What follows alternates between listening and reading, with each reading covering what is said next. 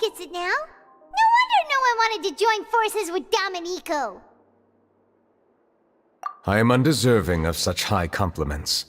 From my perspective, I have simply been fulfilling my duties. It isn't anything special or worthy of praise. I'm simply fulfilling the promises I've made and searching for answers through my judgments. It is unnecessary to hold me in such high regard.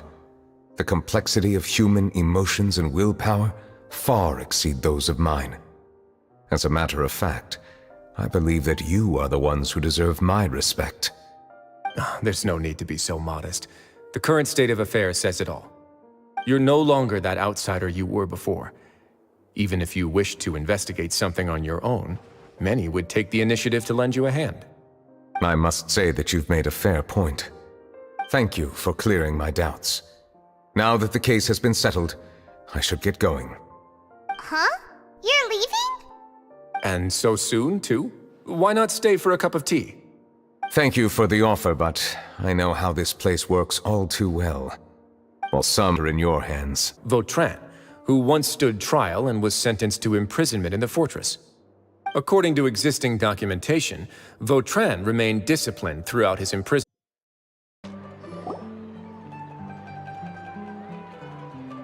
Huh? Isn't that Charlotte? Gardamex by disguising themselves as blubber beasts. It's true I've invested all my savings into graph adversarial technology and even taken out a sizable bank loan. I'm begging you like the beggiest beggar in all of begdom. I need you to calm down a little, Miss Lapine, Pauline. I admire your passion for your research, and I don't mean to dash your hopes for those, big-ticket orders. But I'm afraid I'm not joking. The Blubber Beast incident was a short story mailed to us by an anonymous amateur author, written in the style of a true story.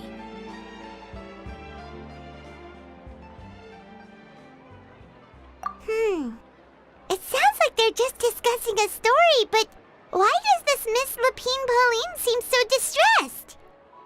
Funnily enough, I actually remember being in a meeting where the editing team was debating the potential risk of misleading the public with this story. They even went to Maison get you far. If anything, it'll just make you stand out all the more. Since we ran that story, the Maison Gardiennage has made a slew of arrests, including, one phantom blubber beast, a titanic red-crowned finch, and a specter man.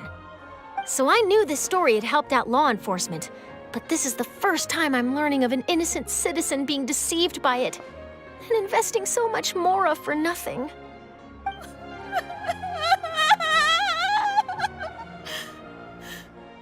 Uh-oh. She really sounds like she's in pain. Paimon thinks we should just ask Charlotte what's going on. Hey, Charlotte! Traveler, Paimon, it's you! I was in the area taking some photos for a story when I got to talking to Miss Lapine Pauline about her research. She read an article in the Steambird about a criminal who evaded Gardamex detection by disguising themselves as a blubber beast. Inspired by this story, she spent a lot of mora researching counter-criminal image recognition technology. Her aim was to improve Fontaine's public security by developing a device that could enhance Gardamex target recognition capabilities. She was hoping I could write an article to spread awareness about image recognition technology. She even paid me for the article and gave me one of her prototype devices before I could get a word in. But unfortunately, it was just a fictional story, and her efforts and aspirations were all in vain. I tried to let her down gently, but she's finding it all very hard to accept. This is a new situation for us, too. It's such a pity. It seems like the author was only trying to make the story interesting, and the Maison Gardiennage only had Fontaine's best interest in— Come on, look at you. You wouldn't even dent the Gardamex armor. In all likelihood, they'd only hold you up at the Maison Gardiennage for a few days before letting you out, and then you'd still have to repay your debts. Actually, instead of going into the technicalities of that, how much did you actually invest? How bad can it really be? 270,000 mora. Okay, well, escaping to the Fortress of Meripede over a sum like that seems like a last resort. Surely there must be other options. Not anymore. I used to be an equipment supplier to the Fontaine Research Institute before that blew to pieces, and now I'm just a small-time engineer.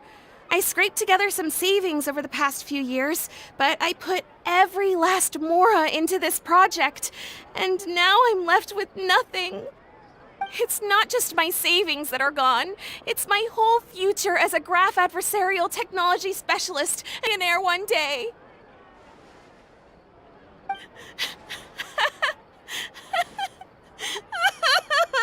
My life is over. Don't despair, Miss Lapine Pauline. I think I know a way for you to turn this around. This prototype you've given me, the camera lens for image recognition sample collection.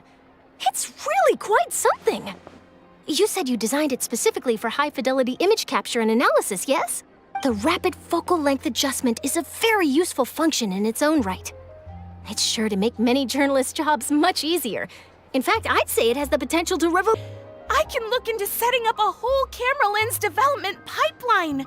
My big-ticket orders and billionaire aspirations are still in the cards.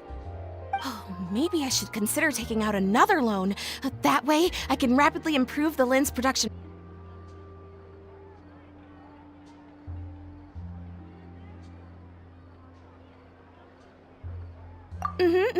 And I can probably speak to some people I know and license my image recognition device to a workshop to raise some funds.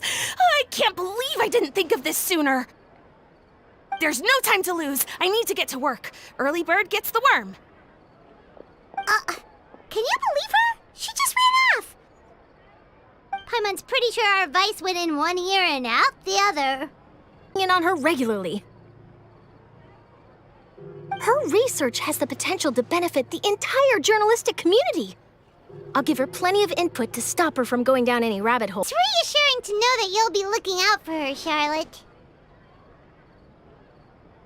Actually, you know what? Why don't you two take this prototype lens? I'm sure you'll have plenty of chances to use it on your travels. It takes the right person to get the most out of a new technology. In your hands, it's sure to capture some amazing sights. Thanks a lot, Charlotte. What a nice surprise. We were just curious about what you guys were talking about. Totally didn't expect to get a free gift out of it. You're welcome. I got something out of this too. The beginnings of a very interesting news story. The boundaries between real news reports and news-like fiction must not be blurred, even when there's a compelling justification for doing so. Yes, that's how I'll phrase it to the editors when I give them my feedback. Let's hope we don't mislead any more well-meaning citizens.